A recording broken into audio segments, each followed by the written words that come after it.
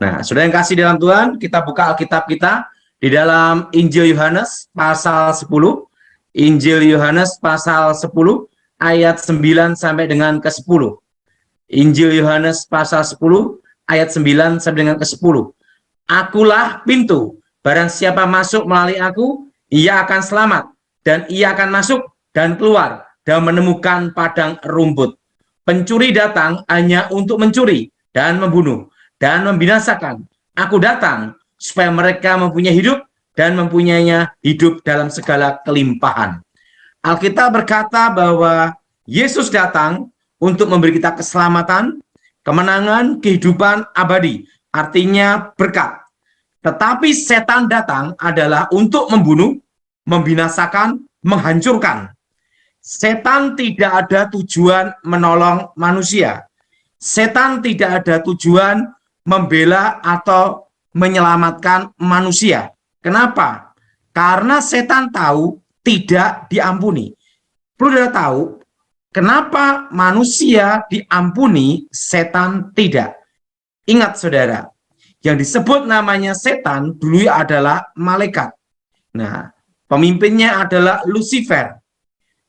Lucifer dari keinginannya sendiri melawan, memberontak, mengkudeta Tuhan. Nah, beda dengan manusia, manusia tidak ada tujuan untuk memberontak, melawan, mengkudeta Tuhan. Tetapi manusia digoda setan untuk melawan Tuhan. Jadi kasusnya beda. Nah, kasus pembunuhan berencana, hukumannya berat, maksimal mati atau seumur hidup. Pembunuhan tidak berencana ada keringanan, apalagi kalau pembunuhnya orang gila. Kalau di Indonesia orang gila tidak bisa dihukum. Kalau orang gila bisa dihukum, berarti hakimnya ikut gila gitu. Nah, manusia tidak ada keinginan atau merencanakan pemberontakan. Makanya manusia diberi kesempatan pengampunan di dalam nama Tuhan Yesus. Nah, setan tidak ada pengampunan karena Lucifer, iblis, adalah merencanakan, mengkudeta, dan dari keinginan sendiri melawan Tuhan. Makanya tidak ada setan bertobat dan setan dibaptis. Kenapa? Karena setan tidak diampuni. Nah, jadi saudara harus mengerti konsep ini bahwa setan tidak akan menyelamatkan manusia. Karena apa? Karena setan sendiri tidak diampuni. Nah, sedangkan manusia itu diberi kesempatan untuk diampuni, keselamatan di dalam nama Tuhan Yesus. Nah, sudah tahu, kutuk itu ada dua. Pertama adalah kutuk masa lalu, dan yang kedua adalah kutuk masa depan. Nah, ini saudara, ingat, apa artinya berkat? Berkat adalah kata-kata yang memberikan kehidupan, keselamatan, kejayaan, kemenangan, kelimpahan, hidup yang kekal. Makanya sering kita lihat pendeta doa berkat. Artinya memberikan kata-kata kehidupan. Tuhan menyampaikan firman-Nya, memberi apa? Kehidupan, keselamatan, kemenangan, kejayaan. Itulah berkat. Nah, lawan dari berkat adalah kutuk. Nah, kutuk adalah kata-kata yang mengikat, yang menyebabkan penderitaan, kesengsaraan, kehancuran, malapetaka, kemiskinan, sakit penyakit, penderitaan, kematian abadi. Nah, ingat saudara, lawan dari berkat adalah kutuk. Lawan dari kutuk adalah berkat. Tuhan memberi kita berkat masa depan. Demikian setan mengikat kutuk, namanya kutuk masa depan. Nah, jadi saudara harus tahu dulu bahwa ada kutuk masa lalu dan kutuk masa depan. Nah, apa itu kutuk masa depan dan apa itu kutuk masa lalu? Nah, saudara yang kasih dalam Tuhan, ini suatu rahasia yang perlu kita tahu. Nah, itu loh dukun yang membuat orang kaya. kenapa dukunnya tidak kaya sendiri? Nah, siapa sih orang yang tidak perlu uang? Nah, itu. Nah, apalagi dolar, perlu sekali. Nah, orang yang tidak percaya Tuhan, kalau sakit pergi ke dukun, tetapi dukun sakit pergi ke dokter. Nah, itu, saudara. Nah, kenapa tidak pergi ke dukun yang lain? Karena mereka tahu rahasia. Nah, itu loh dukun yang ngasih nomor togel, nomor buntut. Nah, dia kan tahu besok keluar nomor judinya berapa. Kenapa tidak beli sendiri? Nah, itu. Karena apa? Karena mereka tahu rahasia. Ada satu kutub di mana setan tidak pernah memberi manusia gratis. Ada harga yang harus dibayar.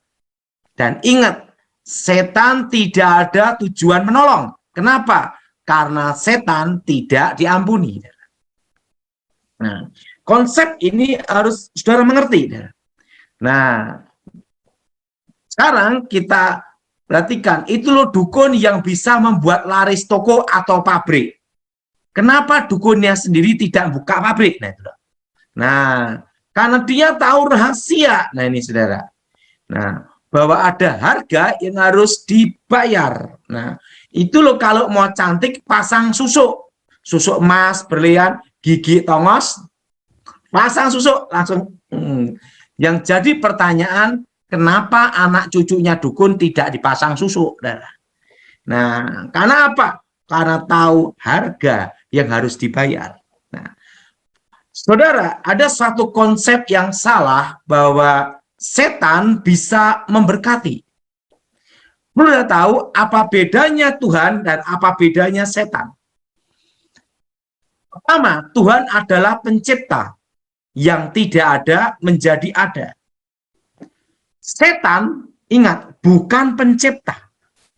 Nah, ingat, ini bedanya bahwa Tuhan pencipta, setan bukan pencipta. Nah, sehingga setan tidak bisa menciptakan yang tidak ada menjadi ada. Nah, kalau Tuhan menciptakan yang tidak ada menjadi ada.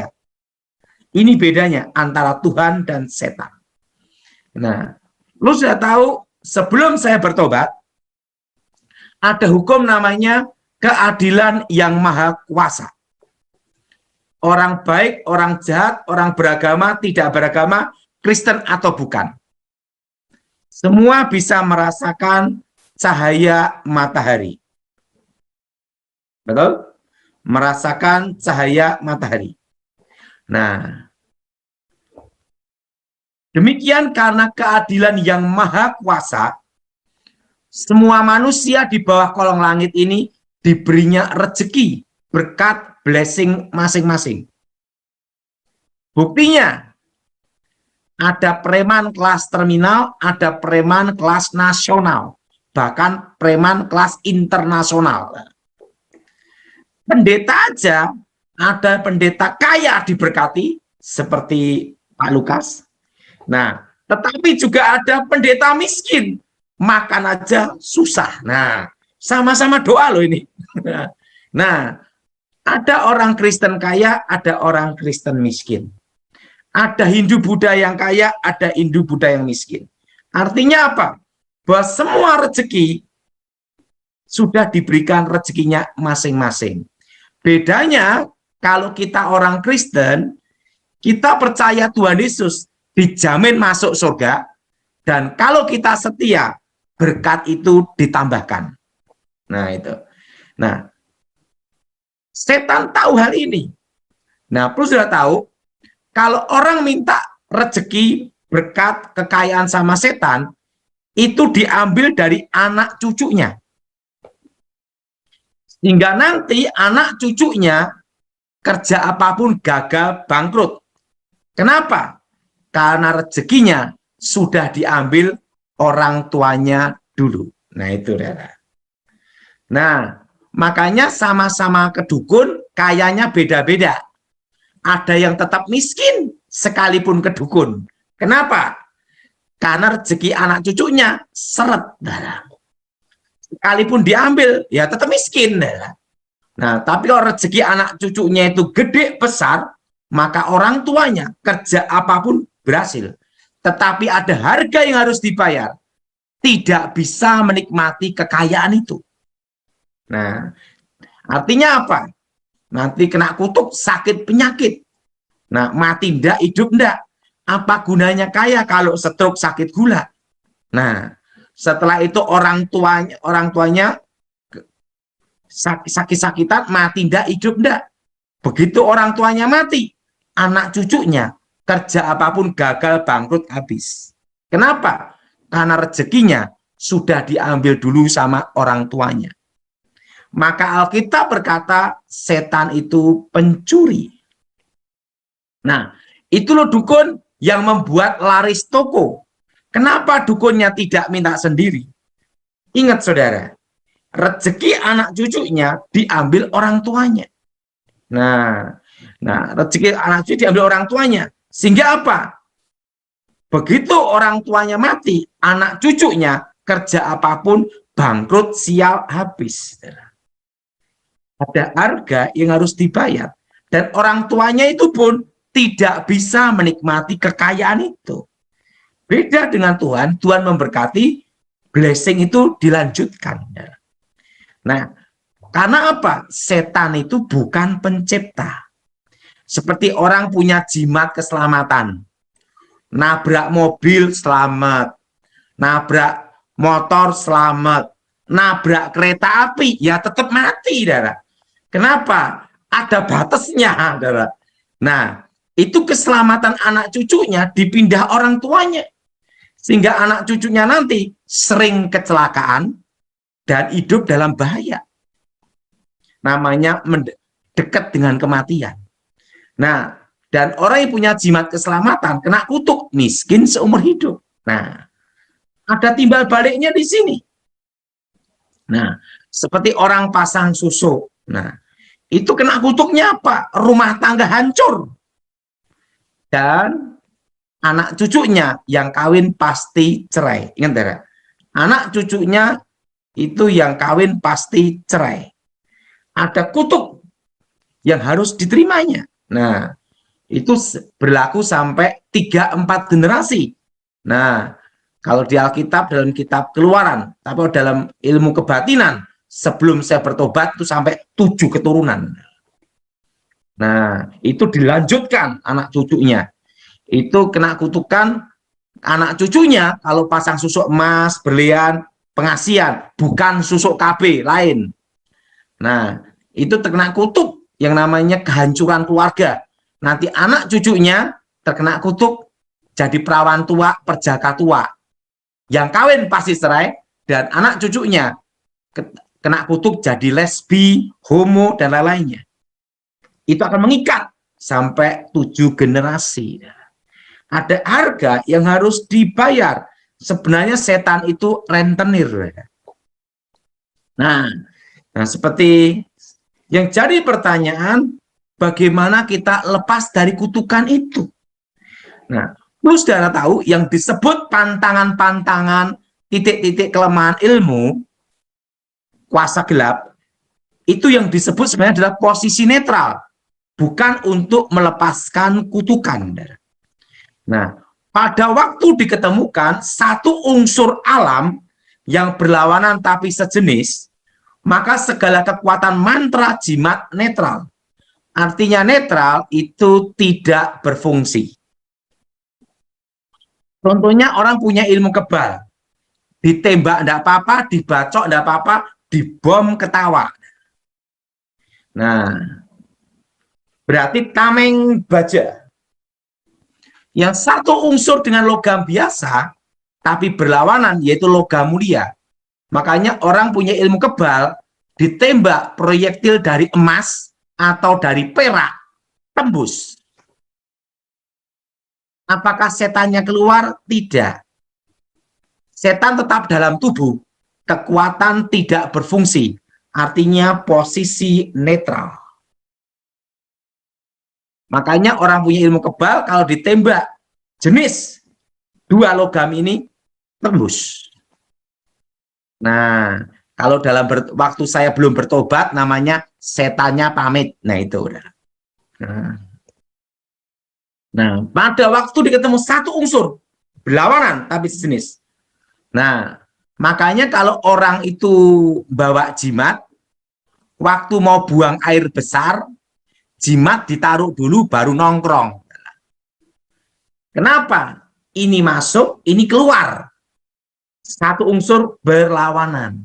Makanya kalau jimat apapun kena kotoran manusia tidak berfungsi.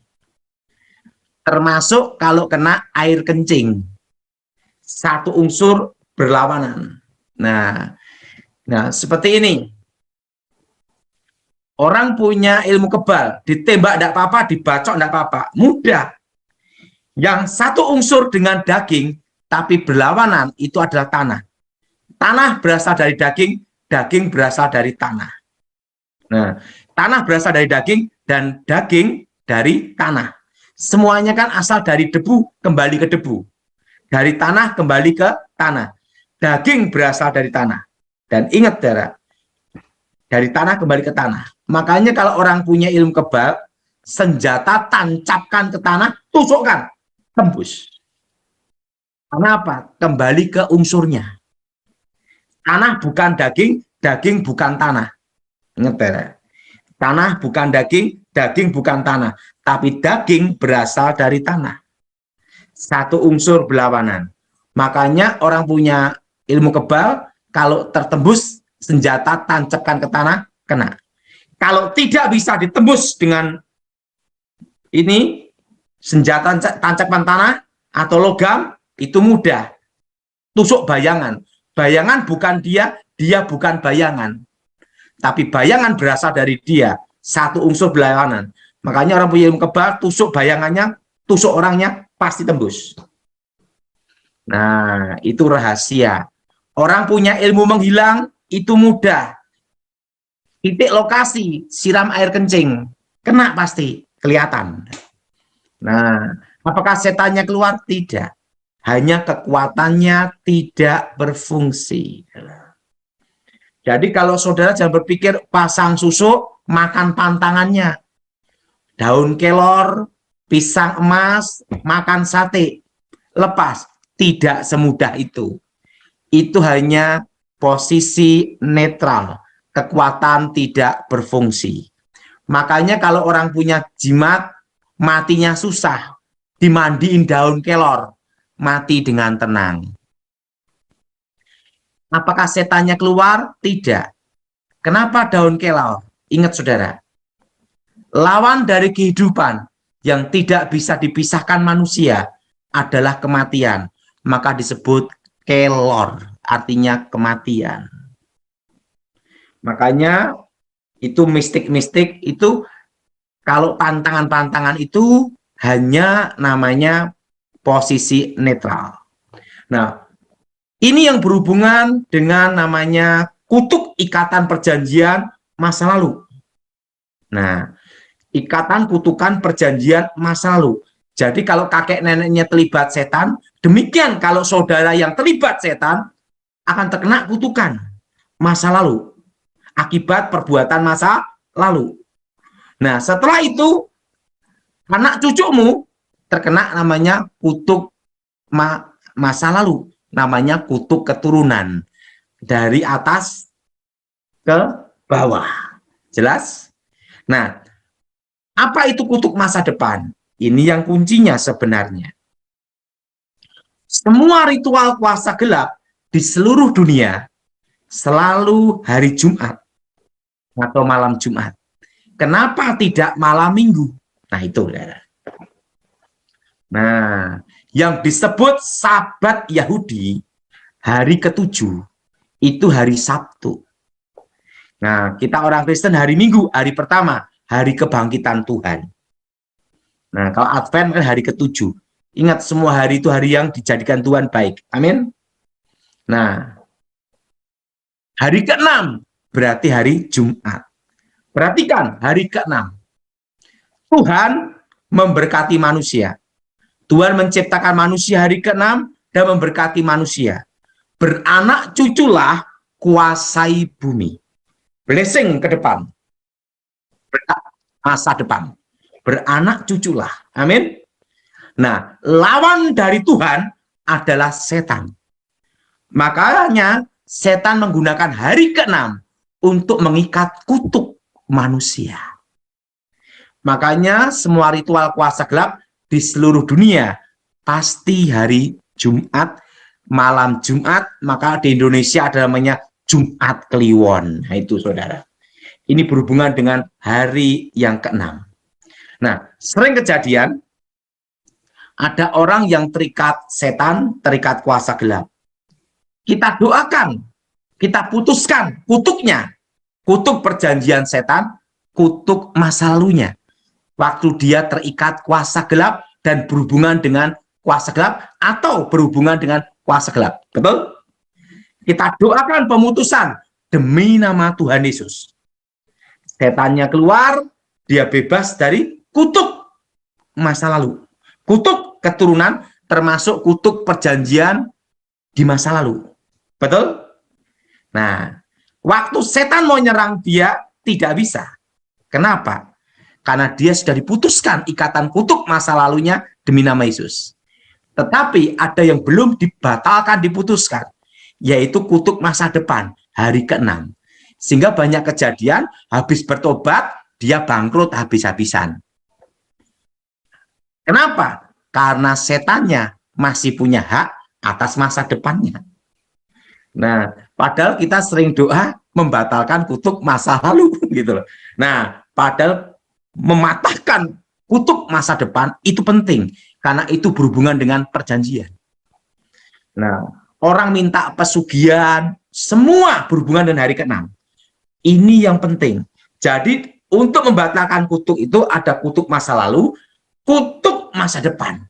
Supaya engkau dibebaskan dari kutuk itu. Dan untuk bebas dari kutuk, tidak bisa dengan namanya pantangan ilmu, makan sate, lewat jemuran, setelah itu makan pisang emas, daun kelor, peluru emas, air kencing, buang air besar, dan lainnya. Tidak bisa. Karena itu hanya posisi netral. Yang bisa membatalkan kutuk itu adalah pengorbanan Tuhan Yesus di kayu salib. Jadi, saudara, untuk lepas dari kutuk itu hanya satu jalan, yaitu datang kepada Yesus. Dan batalkan kutuk itu masa lalu dan masa depan. Nah, makanya dalam doa pembatalan kutuk, masa lalu, saat ini, dan masa depan, berkat pun dari awal sampai akhir. Dari kutuk pun awal yang memulai dan mengakhiri. Dan mengakhiri itu adalah Yesus Kristus. Jadi saudara, hari ini engkau harus mengerti bahwa kutuk itu harus diputuskan. Masa lalu, hari ini, dan masa depan. Nah, kalau hari masa depan itu adalah kutuk yang berhubungan dengan hari ke-6.